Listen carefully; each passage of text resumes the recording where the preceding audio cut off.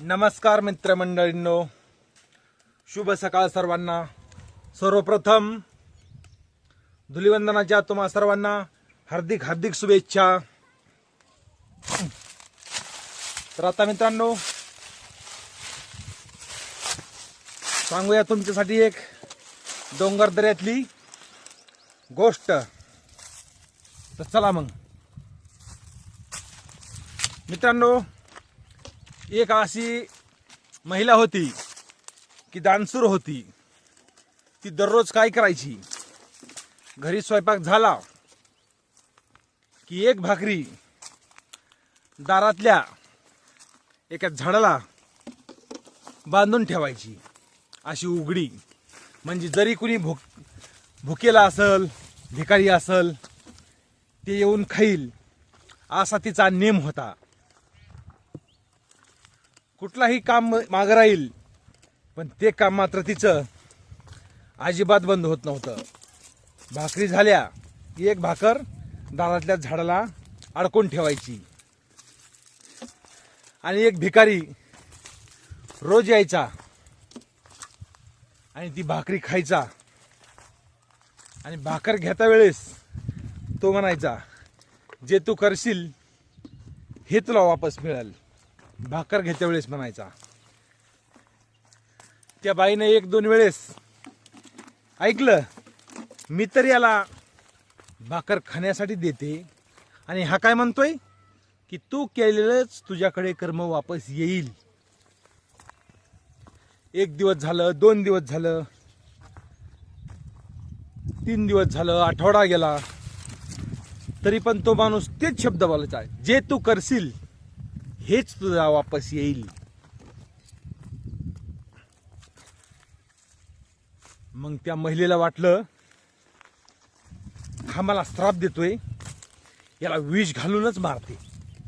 म्हणून तिने एके दिवशी काय केलं, भाकरी बनवली, त्यावरती विष टाकलं आणि दारात अडकिलं आणि घरात आली। पण तिला वाटलं, आतापर्यंत मी चांगल्या भाकरी दिल्यात, आणि जर ही विषयाची भाकर त्या म्हाताऱ्यानं खाल्ली, भिकाऱ्यानं खाल्ली, तर ते मरून जाईल आणि मला पाप लागल। पण नाही विष टाकावा, नाही भाकरी ठेवावा, तर हा रोज मला श्राप देऊन जातोय की जे तू करशील हेच तुझ्या मागे येईल, परतून तुला येईल। तिने विष टाकलेली भाकरी परत वापस घेतली आणि फेकून दिली, पुरून टाकली। आणि दुसरी चांगली भाकर तिथे अडकून ठेवली। पण असं करता करता तेवढ्यात भिकारी आला। भाकरीला उशीर झाला होता म्हणून त्यानं दुसऱ्या घरीहून भाकरी ज्या आणल्या होत्या त्याच खाऊन पोट भरलं। तो लक्ष द्यायचा की या झाडाला गरम गरम भाकरी अडकलेली असती, आज कशी नाही। मग त्यानं काय केलं, कालचेच तुकडे खाल्ले आणि पोट भरलं। मग उशिरा त्या महिलेनं भाकर आणली आणि त्या झाडाला अडकली आणि मग त्या भिकाऱ्याने ती भाकर घेतली, पण त्याचं पोट भरलेलं होतं। म्हणून त्यानं भाकर तशीच घेऊन निघाला। लांब गेला भिकारी आणि काही वेळेतच, तास 2 तासाच्या अंतरात, त्या बाईचा मुलगा हा एकदम भिकारी अवस्थेत घरी आला। आई म्हणली मुलाला, तुझे हे हाल आणि कशा काय? म्हणला, चोरांनी मला मारलं, पैसे काढून घेतले, कपडे काढून घेतले, त्या भिकाऱ्यापासलंच एक शर्ट घातलं, पॅन्ट घातली फाटकी तुटकी, त्या भिकाऱ्यापासलीची एक भाकर खाल्ली। मग आईला वाटलं, जर समजा मी आज भाकर बदलली नसती तर ती विषाची भाकर माझ्या मुलालाच जात होती।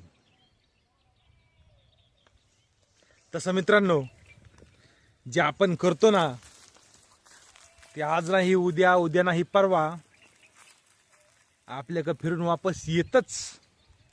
तर मित्रांनो, आज आहे धुलिवंदन. आज सकाळी सकाळी एक गोष्ट सांगितली आणि आता धुरोड खेळायला जाऊ गावात. चला भेटू उद्याच्याला एका डोंगरमाळाच्या गोष्टीत. तोपर्यंत नमस्कार.